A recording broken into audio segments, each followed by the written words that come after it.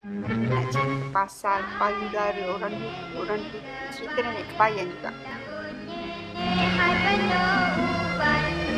Hai, Assalamualaikum. Selamat malam semua. Apa khabar? Jadi siapa-siapa yang ada dalam kerja ni live lagi malam ni dalam kisah nenek kebayan macam biasa.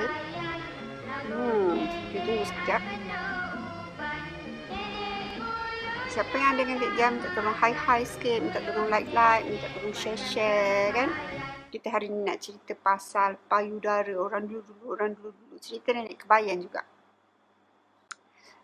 Jadi kita tunggu sekejap, tunggu kawan-kawan masuk, tunggu adik-adik masuk kan, supaya kita boleh berborak-borak.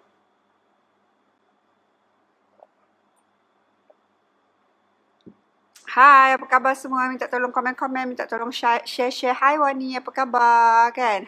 Wani sihat tak? Masak apa hari ni?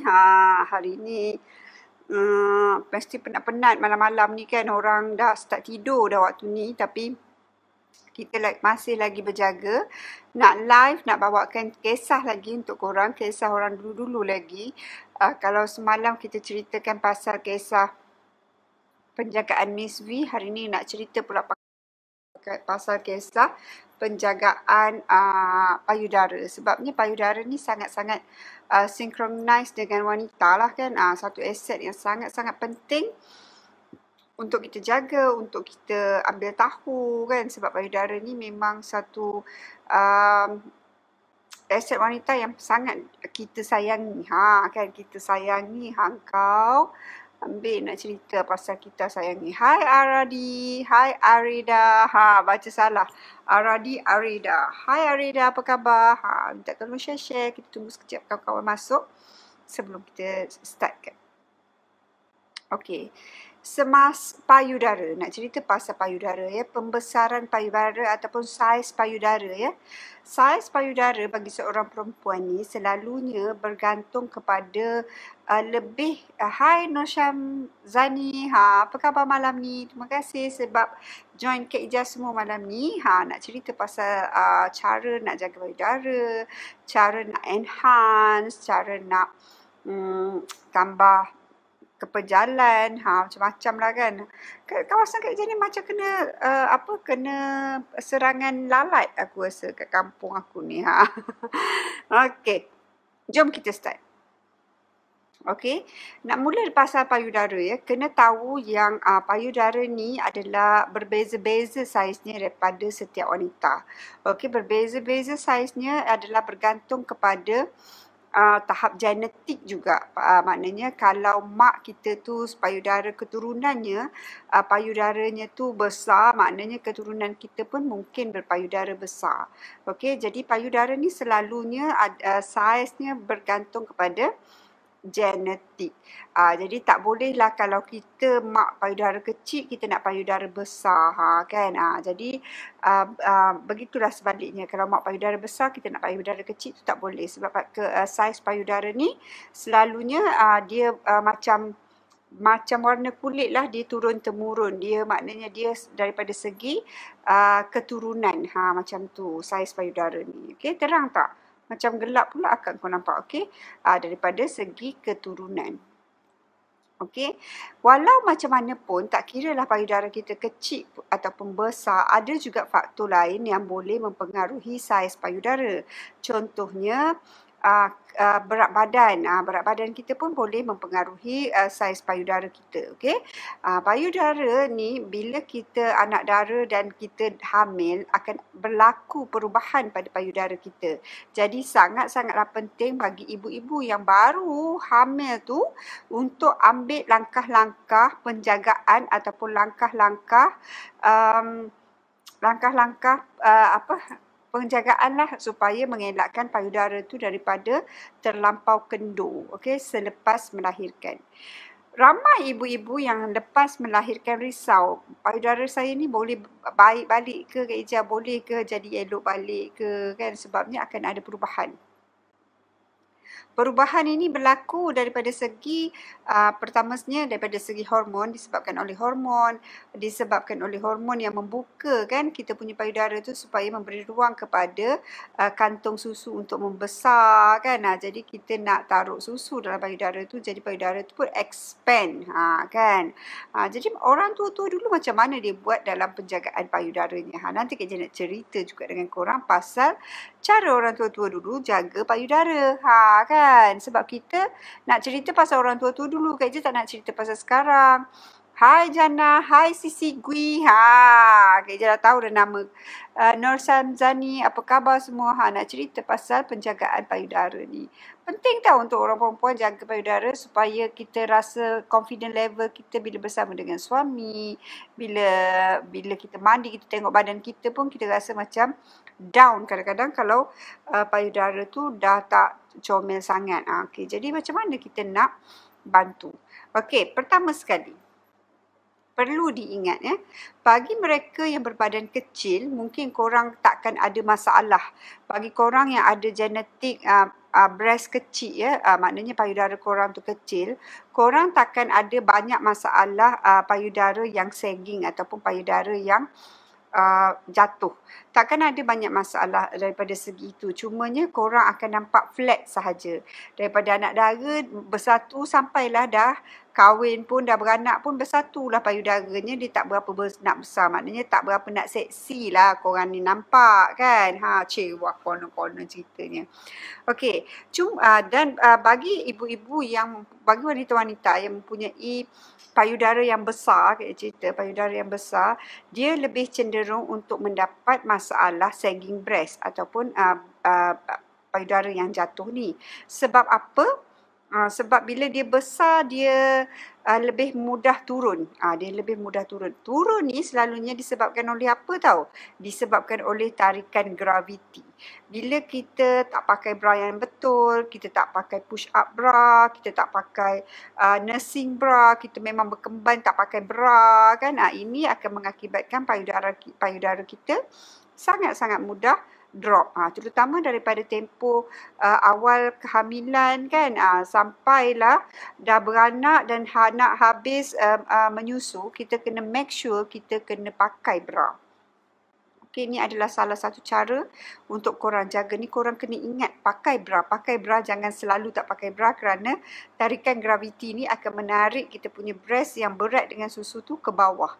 Jadi dia ada beban dekat dalam, dia akan tertarik dan dia akan menarik otot-otot kita dekat sini ni untuk turun.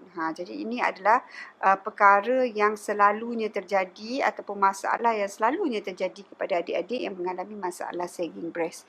Iaitu dia tak ambil langkah penjagaan daripada awal. Maknanya daripada mula-mula kehamilan tu tak tahu kan. Kadang-kadang ada orang tak boleh pakai baju dalam lah, rasa rimas kan. Ada orang tak boleh nak, Kak Ija? Saya tak boleh pakai baju Kak Ija. Saya memang tak boleh pakai baju. Saya kena berkemban je. Sepanjang kehamilan ni saya memang berkemban.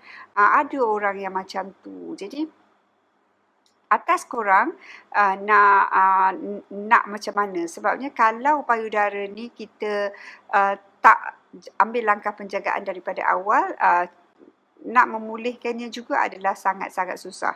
Okey, bagi mereka-mereka yang mempunyai pembesaran payudara normal daripada tempoh waktu berpantang, tempoh waktu kehamilan sampailah tempoh waktu melahirkan dan menyusukan anak, maknanya payudara dia tu normal.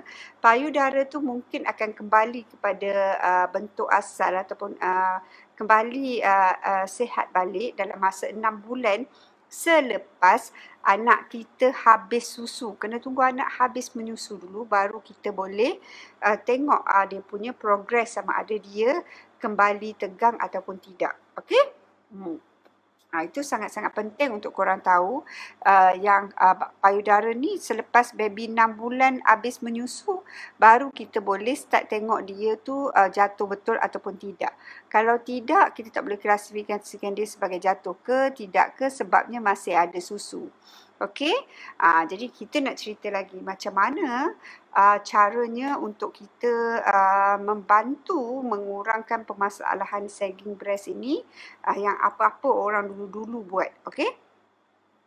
Pertama, Ini petua daripada maknanya kalau daripada orang tua-tua dulu, anak-anak dara pun dah sangat-sangat diajar tentang kecantikan ya, orang tua-tua dululah. Dah diajar tentang pemakaian herba, dah diajar tentang penjagaan kecantikan. Dulu-dulu orang kahwin awal tau, 14, 15, 16 dah kahwin. Okey, orang dulu-dulu. Jadi, diorang lebih terdedah kepada teknik-teknik penjagaan ni lebih awal. Sebab tu diorang tahu kan, orang dulu umur 14 tahun dah kahwin. Kan, jadi diorang lebih awal tahu, lebih awal matangnya kan. Jadi apa yang selalunya daripada tempoh anak dara bila kita dah maknanya dah 18, 19 tahun tu kan, 22 tahun belum kahwin tu, apa yang kita boleh amalkan untuk mencantikkan payudara kita. Hari ni Kak Ija nak ajar korang satu bahan yang sangat-sangat bagus untuk korang amalkan bagi mengenhance ataupun merangsang kita punya sel-sel yang ada dekat sekitar payudara kita ni supaya dia segar. Ambil kau nak payudara segar kan. Pertamanya kita boleh gunakan orang dulu dia ada menggunakan, ada banyak sebenarnya ada banyak sebenarnya petua yang orang tua-tua dulu guna. Okey, jangan kata orang tak ada pakai susuk dekat breast ya, banyak orang pakai susuk dekat breast. Kalau zaman sekarang banyak orang pasang filler dekat breast supaya nampak besar dan tegang. Nampaklah dia punya curve line tu kan. Kak kita boleh tengoklah, kita boleh faham macam mana diorang punya cosmetic surgery yang dilakukan zaman sekarang ni untuk mencantikkan payudara. Zaman dulu-dulu pun, walaupun zaman dulu diorang tetap juga menitik beratkan pasal payudara ni. Even ada orang pakai susuk juga dekat payudara kan. Tapi yang Kak Ija nak ajarkan ini adalah cara yang menggunakan herba ataupun menggunakan bahan-bahan yang ada dekat rumah kita yang kita boleh guna untuk membantu mengenhancekan payudara kita ataupun menyegarkan kembali payudara kita. Maklumlah, payudara pun baby dah isap berapa tahun kan, penat kan otot-otot dia kan. Jadi antara lain yang korang sebelum korang buat masa anak dara buat ni. Masa anak dara korang boleh amalkan perkara yang Kak Ija ajar ni. Sebelum hamil kan, korang dah stop menyusukan anak, korang boleh buat. Ambil sebiji telur ayam kampung. Yang Kak Ija nak ajarkan ni sangat-sangat mudah. Korang boleh ambil sebiji telur ayam kampung yang dipecahkan putih telurnya. Kita nak putih telur je. Okey, putih telur. Lepas tu korang ambillah satu kain yang lembap. Kain panas, kain tu kita lembapkan dengan air panas ya. Sebelum kita sapukan putih telur tu, kita kena panaskan dulu bahagian payudara kita. Ni yang kita belajar zaman dulu lah. Kita panaskan payudara kita. Bukan pada payudara je kita boleh buat, kita boleh buat pada muka juga. Masa akak anak dara dulu, akak memang suka buat. Pakai dekat muka ni, pakailah putih telur tu nak bagi nampak tegang, nak bagi nampak licin kan. Orang tua-tua dulu, kita tengok orang tua buat, kita pun nak ikut juga. Apa korang buat ni, apa makcik buat ni, apa ni buat ni. Jadi nak tiru jugalah kan. Tengok diorang cuma comel, nak juga comel walaupun tak berapa nak comel. Okey, jadi boleh gunakan kain yang dibasahkan dengan tuala yang panas. Tuala yang dibasahkan dengan air yang suam ataupun air panas. Basah dengan air panas, perah. Lepas tu kita tekaplah dekat bahagian payudara kita ni sekejap dalam 10 minit macam tu. Lepas tu kita bolehlah ambil, sekarang korang ada tungku kan, tungku Kak Ija tu. Korang pun boleh guna tungku tu untuk panaskan. Kenapa kita kena panaskan? Kita nak bagi dia punya rongga-rongga tu hidup. Kan? Lepas tu kita bolehlah ambil putih telur yang kita dah pecahkan tadi dan sapulah di sekitar bahagian payudara ni kecuali bahagian puting. Okey, kecuali bahagian puting dan hitam puting tu kita tak boleh sapulah kan. Kita sapu di bahagian kulit-kulit payudara kita ni sampailah ke atas-atas bahagian dada-dada ni kan, nak bagi dia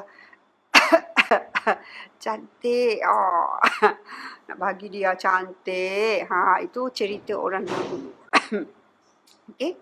Selain daripada itu, ada juga petua-petua yang lain kan. Contohnya, saya tak ada kuning putih telur ayam kampung lah Kak Ija. Saya tak pergi kerja ayam lagi. Dah lama tak masuk reban ayam, cik. Kan? Kalau tak ada macam tu, korang pun boleh gunakan contohnya minyak zaitun ataupun buah kemiri. Zaman dulu kalau orang tua ni dia nak beranak, dia orang akan sediakan diri dia orang dengan minyak buah kemiri. Minyak buah kemiri ni adalah minyak buah pala lah. Buah keras, sorry. Buah keras ni dia orang masak buah pala. Buah pala kemiri. Dia masak dulu, dia tumbuk, dia masak sampailah buah tu boleh mengeluarkan minyak. Minyak ni lah dia ambil tapis masuk dalam botol. Sebab apa dia orang gunakan minyak buah kemiri ni? Dia memang agak rumit sikit nak buat, banyak masa yang diperlukan sebab nak keluarkan minyak daripada buah keras ni ambil masa yang lama. Okey, jadi dia ambil minyak ni bukan sahaja boleh disapu setiap malam dekat bahagian payudara kita untuk membantu merejuvenate ataupun memudakan. Dia boleh juga membantu rambut supaya jadi tak gugur kan. Jadi bila awal-awal mengandung tu kita pakai kat perut supaya stretch mark kita tak ada kan, supaya mengurangkan stretch mark, maknanya bila rekahan tu berlaku dengan lembut. Itu juga digunakan oleh orang-orang tua-tua dulu. Okey. Selain daripada tu, ada juga kita gunakan penggunaan buah labu kuning kan, diorang rebus. Sama juga buat masker, diorang rebus labu kuning, diorang lenyek-lenyek kan, lepas tu buat masker orang dulu-dulu. Dan Kak Ija nak bagi tahu korang petua lagi satu yang orang dulu selalu ajar. Lepas kita taruh masker dekat breast kita ni, okey, lepas kita taruh masker yang Kak Ija ajar tadi dekat breast, korang kena basuh air selang-seli tau. Kena basuh selang. Air panas kejap, lepas tu air sejuk. Panas, sejuk. Kita kena selalu selang-selikan air panas sejuk dekat bahagian breast. Itu petua orang dulu-dulu lah. Kak Ija pun tak berapa nak tahu dia punya rationalnya. Tapi dia kata selang-selikan basuh dengan air panas dan air sejuk tu supaya otot-otot ataupun bahagian payudara kita ni lebih sensitif. Macam tu. Okey. Ada apa-apa nak tanya tak? Senyap je belaka ni dengar pasal penjagaan payudara ya. Jangan takut nak tanya, jangan malu, jangan segan. Sebab perkara ni adalah perkara yang biasa. Normal sebenarnya. Kita ada masalah dengan saiz payudara kita. Kalau dulu pakai 32A je Kak Ija, sekarang ni saya dah pakai 36D. Contohnya lah kan. Besar betul, jadi macam buah kelapa. Kalah Pamela Anderson. Payudara saya ni yang cerita Baywatch dulu tu. Kan? Jadi kena tahu. Jangan rasa down bila saiz payudara kita ni membesar ataupun jadi sagging ke, sebab ini adalah proses semula jadi bagi seorang ibu. Seorang ibu, bila kita nak jadi seorang ibu, kita kena tahu yang perubahan badan tu memang akan berlaku. Tak ada orang yang dia bersalin dia jadi lawa. Kecualilah awak adik-beradik dengan kecualilah kalau kita seorang yang sangat-sangat dekat dengan kecantikan lah, orang-orang yang ada estetik punya klinik, orang-orang yang selalu buat rawatan kecantikan kan. Ini mungkinlah dia dapat mengurangkanlah perubahan pada tubuh badan dia. Macam tu. Okey? Jadi kalau daripada segi orang normalnya yang macam akak kau ni, akak kau ni pencuci muka pakai satu jenis je, pakai shampoo pun ikut badan Dan je, nak pakai apa ikut Dan je, kan ada hari orang lain pakai benda apa Mira? Apa yang pakai kat bawah muka? Kat muka lepas nak tidur? Serum lah, pakai moisturizer lah, macam-macam kan. apa primer kan. Kita tak ada. Jadi toner, bridal benda tak tahulah nama kan. Jadi kalau bagi mereka-mereka, hai Sally, hai Maan, hai Rohanita, Nita, apa khabar semua, kan. Jadi sangat penting untuk kita jaga. Dan Kak Ija suka sebenarnya kalau nak tunjukkan cara urutan tu agak susah lah kan. Takkanlah kau nak tunjuk cara urutan payudara. Sebenarnya ada juga cara urutan dia supaya kita boleh bagi dia bulat. Ada juga cara urutan dia, tapi macam mana nak buat demonstrasi kan, kecuali lah kalau yang dekat-dekat ni kita boleh tunjukkan kan. Dia ada cara urutan dia yang kita boleh urut sambil-sambil kita boleh tengok sama-sama ada kita ada biji-biji ataupun ketulan dekat bahagian payudara ataupun tidak. Tu pun penting untuk kita tahu. Kita tahu. Penting sangat untuk ambil tahu, buat pemeriksaan payudara, kena selalu cek. Badan ni dia kena manja-manja, dia tak boleh terlampau Mak tak boleh tidur tak cuci muka dan pakai krim semua. Akak kau dah nak cuci. Akak kau ni cuci muka je.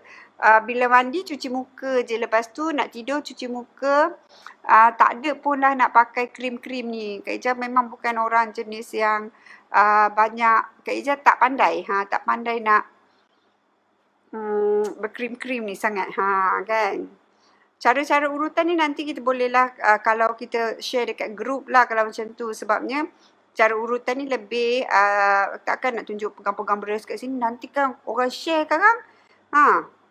Bahaya weh. Kita tunjuk kat group. InsyaAllah kita boleh tunjukkan. Nanti kalau Kak Ija ada mannequin ke, Kak Ija boleh tunjuk kat mannequin. Dekat patung kan. Bolehlah tunjukkan dekat patung. Dia ada cara urutan dia yang kita boleh bantu untuk enhance. Kalau korang muda-muda buat memang bulat. Cewa. Ramai pula PM aku, Kak Ija tunjuk cara aku pula kena buat demonstrasi sekejap lagi kan. Jadi sangat-sangat penting untuk kita tahu sebenarnya nak elak daripada sagging, apa Kak Ija kita kena buat. Pertama sekali korang kena jaga posture badan korang. Jangan terlampau suka menunduk. Okey. Jaga berat badan. Berat badan adalah sangat penting. Kalau kita dah start gemuk, kita kurus, breast akan mengecut. Okey, mengecut. Jadi dia jadi tak cantik. Okey, jaga berat badan. Posture badan sangat penting. Ketika kita menyusukan baby tu, janganlah bagi baby tu tidur mengontul sangat. Kan sampai kita tidur tak pakai bra kan. Ini adalah perkara-perkara yang selalunya mengakibatkan sagging breast. Tak pakai bra, cara penyusuan baby yang salah, tak ambil langkah penjagaan daripada awal, maknanya tak ada pakai krim, tak ada hidupkan dia punya otot-otot di sekitar breast kita ni kan. Kita kena ada urutan. Sebab tu urutan payudara tu sangat-sangat penting untuk kita buat. Kita boleh exercise. Exercise dia sangat senang. Korang berdiri, kau pula nak kena tunjuk exercise tak? Berdiri yang macam ni. Tarik ke belakang ni biar kita rasa otot belakang kita. Berdiri kita exercise macam ni. Sebelum tidur korang buatlah. Ataupun sebelum mandi ataupun bangun tidur kan. Buat macam tu, macam ni ke. Yang boleh menguatkan otot belakang ni nak tarik bahagian depan ni. Itu adalah exercise yang kita boleh buat untuk bahagian payudara kita. Kan. Untunglah akak kulit cantik. Saya sensitif kena jaga betul-betul. Sikit breakout. Kan. Sikit-sikit breakout. Tak apalah. Alhamdulillah. Syukur kulit tak ada masalah. Ada orang lebihnya pada kulit. Ada orang lebihnya pada pemakanan. Kak Ija, kau tak boleh makan macam-macam. Alergi. Gatal-gatal ni. Bersin sampai gigit-gigit lidah. Banyak juga yang tak comelnya, kan. Nak menggali, gemuk, macam tu. Ada orang memang kecil-kecil molek saja kan. Itu perbezaan je lah, berbeza-beza setiap orang kan. Jadi tak kisah kalau kulit sensitif pun, insyaAllah kalau kita minum ubat periuk selalu, hormon kita baik, kulit pun insyaAllah kan baik. Kak Ija perasan yang Kak Ija punya kulit memang dia dia lembap-lembap. Dia lembap-lembap. Dia bukan kulit yang kering.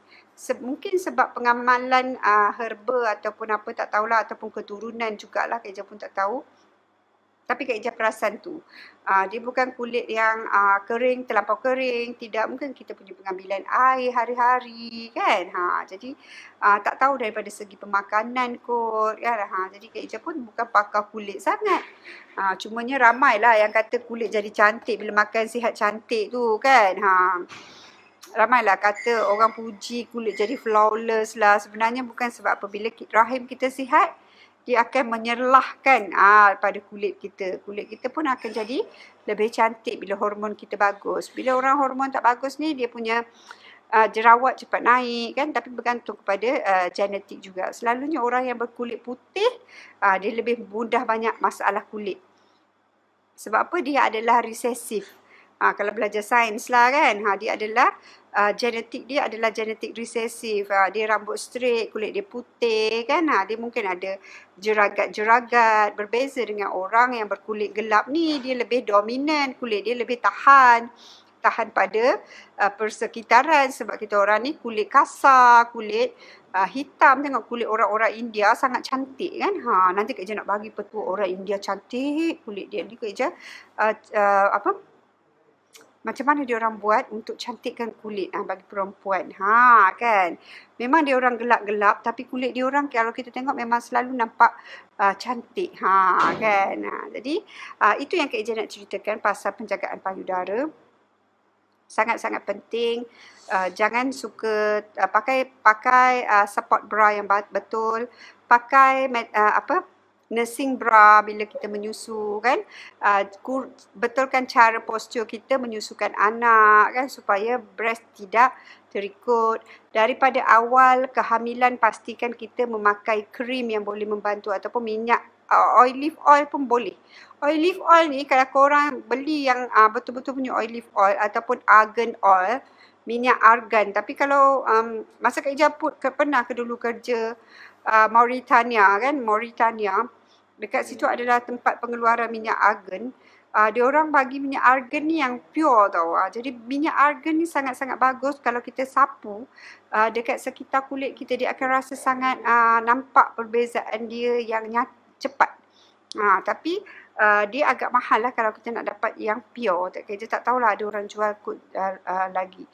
Kalau tak boleh dapat minyak argan, gunalah minyak zaitun kan. Minyak zaitun juga bagus. Setiap malam sebelum tidur sapu dan urut. Urut ni sangat penting sebabnya sentuhan ni memberi sentuhan ni ada rangsangan. Rangsangan tu adalah penting. Kan? Jadi ya Kak Mak baru naik jerawat, hormon tak stabil sekarang dah okey sikit, minum ubat periuk. Alhamdulillah. Hormon biasalah orang perempuan nak yang muda-muda kan. Yang 20-30 tahun. Kalau dah yang dah tua macam Kak Ijah ni, kuranglah sikit permasalahannya. Kalau muda-muda tu lebihlah hormon tengah membiak hormon. Okey. Jadi itu saja perkongsian Kak Ijah untuk malam ni. InsyaAllah besok kita jumpa lagi dengan cerita Nenek Kebayan. Nenek Kebayan nak cerita pasal apa? Korang tolonglah bagi idea sikit supaya Kak Ijah boleh kongsikan kisah-kisah orang dulu. Banyak sebenarnya kisah orang dulu. Tapi Kak Ijah nak kongsi ke tidak? Nak kongsi ke tidak kan? Rasa macam segan nak kongsi pun ada. Macam-macam cerita ada. Tak apa, kita boleh sembang lagi. Jangan lupa pagi besok pukul 7 kita boleh borak-borak santai dengan Kak Ijah. Kalau nak borak-borak pasal macam mana nak jadi ibu, macam mana nak upgrade diri sebagai seorang wanita pun kita boleh borak-borak. Okey, kita jumpa lagi esok malam pukul 10 macam biasa insyaAllah. Dalam Borak Nenek Kebayan, Kak Ijah insyaAllah nak cari satu topik yang lebih seronok untuk korang. Okey, sekali lagi Kak Ijah. Bye-bye.